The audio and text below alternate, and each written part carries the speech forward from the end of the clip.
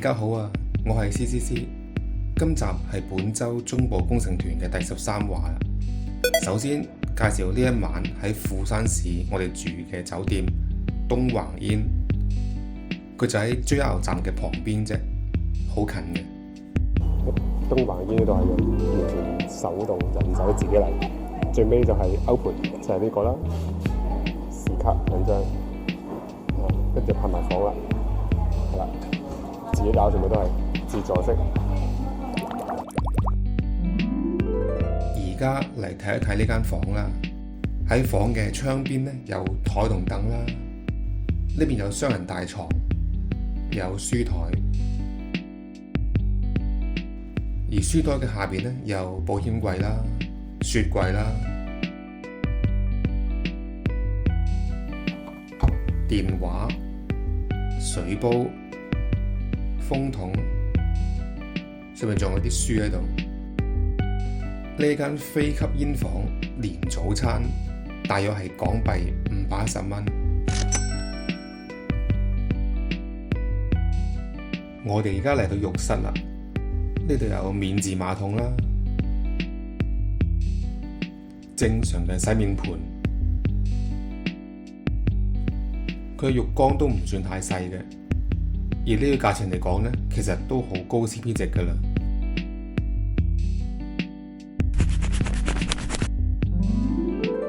酒店嘅早餐呢，喺大堂嘅另外一邊，較為開揚嘅，而佢嘅食物選擇呢，就較為少啲啦。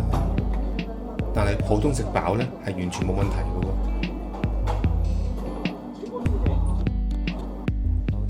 面前呢個就係我今日嘅早餐啦。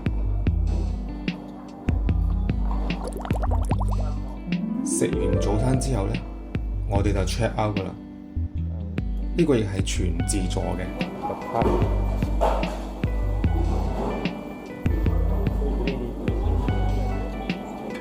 入埋另外一張，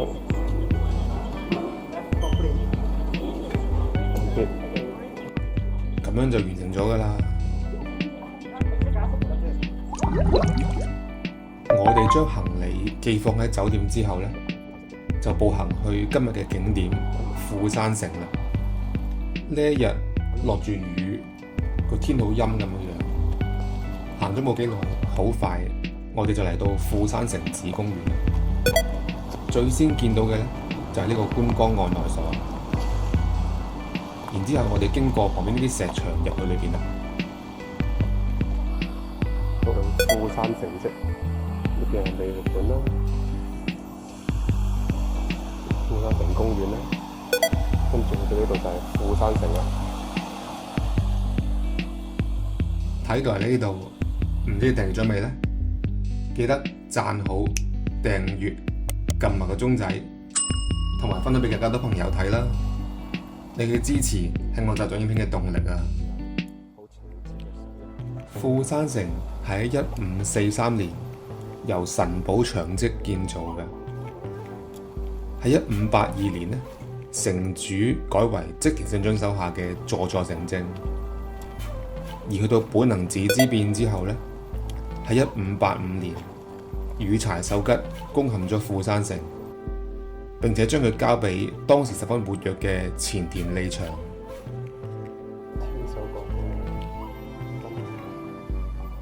富山城裏邊嘅展覽呢，介紹咗初代城主神保長織。佢好勵志嘅喎，佢喺家族滅亡之後呢，經過長期潛伏，然之後一出場就帶兵渡過神通川，建築咗富山城。佢亦都改變咗整個粵中國嘅局勢，亦都曾經聯合武田信玄去對抗上杉謙信嘅。但係呢，面對軍神呢，當然就只有失敗啦。呢度亦有富山前田家嘅家譜喺度，而前田家最具代表性嘅呢，就係前田利家嘅金鏈尾兜啦，而利家嘅仔前田利長用嘅銀鏈尾兜呢，亦都保存喺呢度嘅。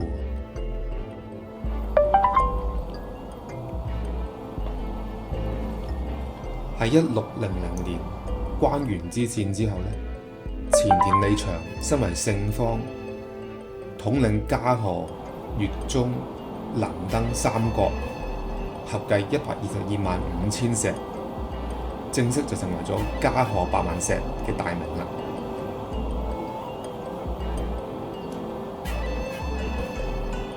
而今日我哋所見到嘅富山城呢，其實喺昭和時代用鋼筋水泥重建嘅模擬天守閣，佢係以燕根城同埋犬山城作為參考嘅。而真正富山城嘅面貌呢，到而家仍然係個謎嚟嘅。富山城喺2004年被登錄為日本嘅國家登錄有形文化財，並且喺2017年被選為續日本100名城之一。好，兜咗個圈。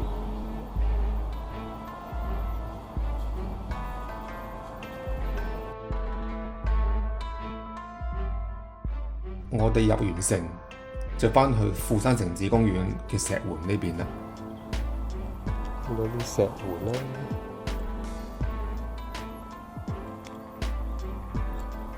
啲石垣嘅構造。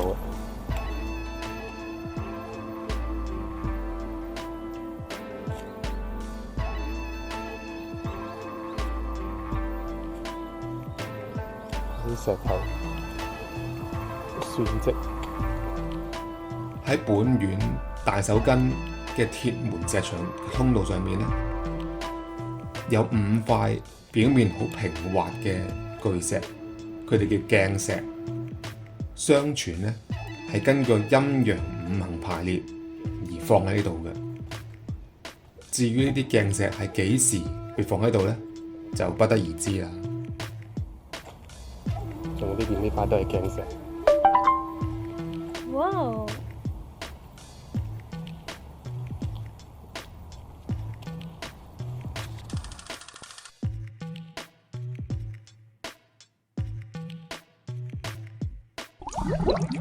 喺我哋參觀完富山城之後呢，天氣又晴朗返咯。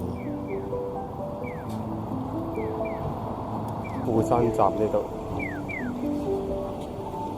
喺富山市裏邊呢，有呢一種地面電車嘅，但係由於我哋今日去嘅景點相距唔算太遠呢，所以就選擇咗步行啦。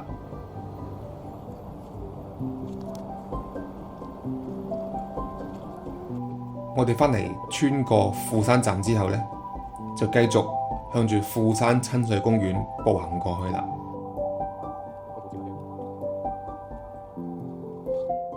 咦？呢個係咩嚟㗎？Toyama Closes。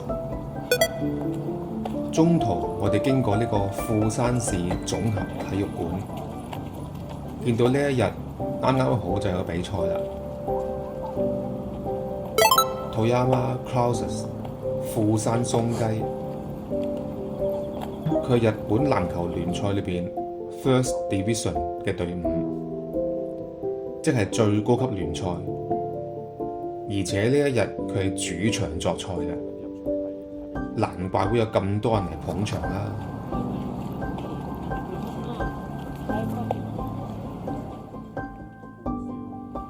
呢啲觀眾呢，喺度買完小食之後呢，就入場觀看比賽啦。喺入場門口呢，有呢啲小食攤檔，見到有好多人喺度排隊買食物。日本嘅運動風氣真係好好，我哋沿路都見到呢，唔少人呢都一家大細嚟睇球賽嘅。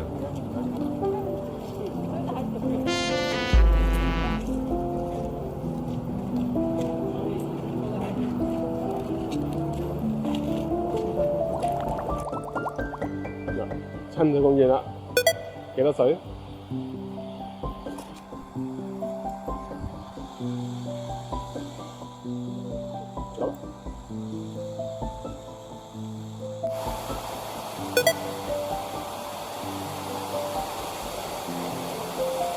呢個地方行近睇嚟有啲似新加坡個財富之泉咁樣，有圓形一個噴水落嚟。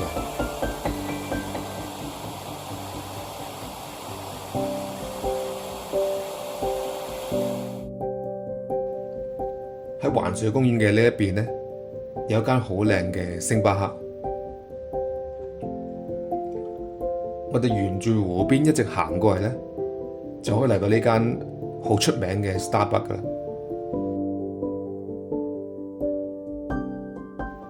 睇嚟係咪好靚呢？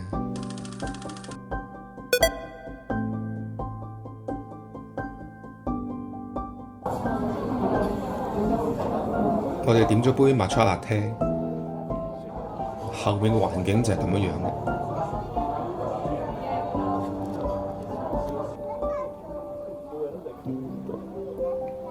因為室內有好多人啊，所以我哋見到出面有位呢，就走室外坐啦。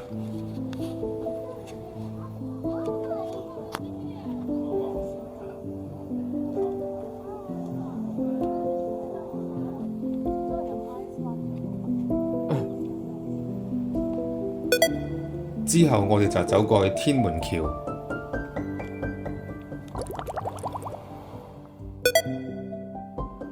再上去展望台睇下個風景啦。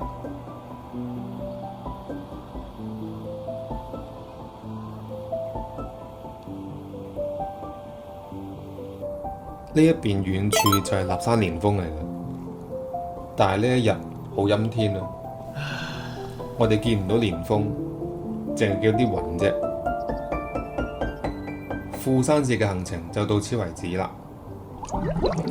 最後我哋喺中午嘅時間返到去富山站，去咗呢間津壽司便當嘅名店津魚壽司本鋪園，買咗我哋呢一日嘅午餐。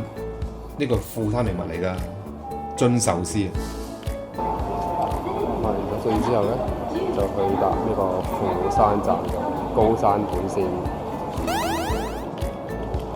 我哋上到去 JR 月台度呢，其實要行一段距離先至上到車。大家如果嚟到呢，要預計多啲時間先得。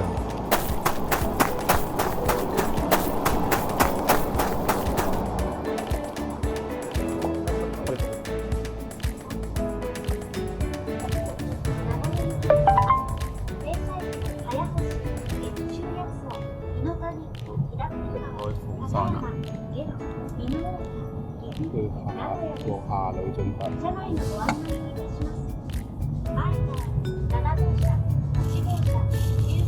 有我哋嘅午餐，除咗呢個津魚壽司之外，仲有呢個豆沙餅。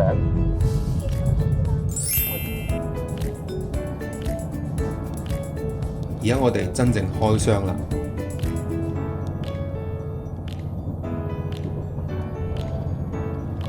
喺你嘅竹盒外邊呢，有兩條竹條，用橡筋綁到好實嘅。富山縣係位於北陸地區，鄰近住日本海嘅。因為咁樣，佢擁有豐富嘅水產，而當中最有名嘅名物呢，就係呢個津魚壽司便當啦。呢一個係富山嘅鄉土料理嚟嘅，佢係利用鹽醃漬津魚之後呢，就切片，再放喺醋飯上面壓製，屬於壓壽司嘅一種。津魚壽司嘅歷史起源呢，據說呢係喺享保2年，即係1717年，當時嘅富山藩士用津魚同埋粵中米製造成為呢個津魚壽司，並且經由藩公前田利興獻俾當時8代將軍吉宗，獲得佢嘅讚許。去到明治時代呢，當地人開始將呢個津魚壽司整成一個車站便當啦。跟住我再睇睇啦。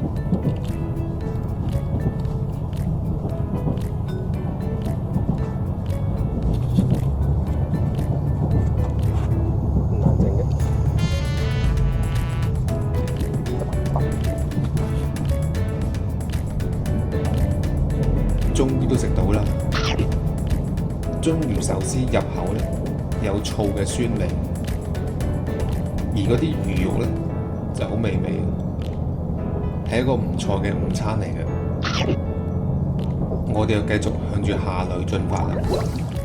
如果大家中意呢條影片嘅話呢，記得留言、讚好，同埋分享俾更加多朋友睇啦。仲要訂閱我嘅頻道啊！記得撳埋嗰個鐘仔，咁我新片嘅時候你就會收到通知㗎啦。我哋下條影片再見啦，拜拜。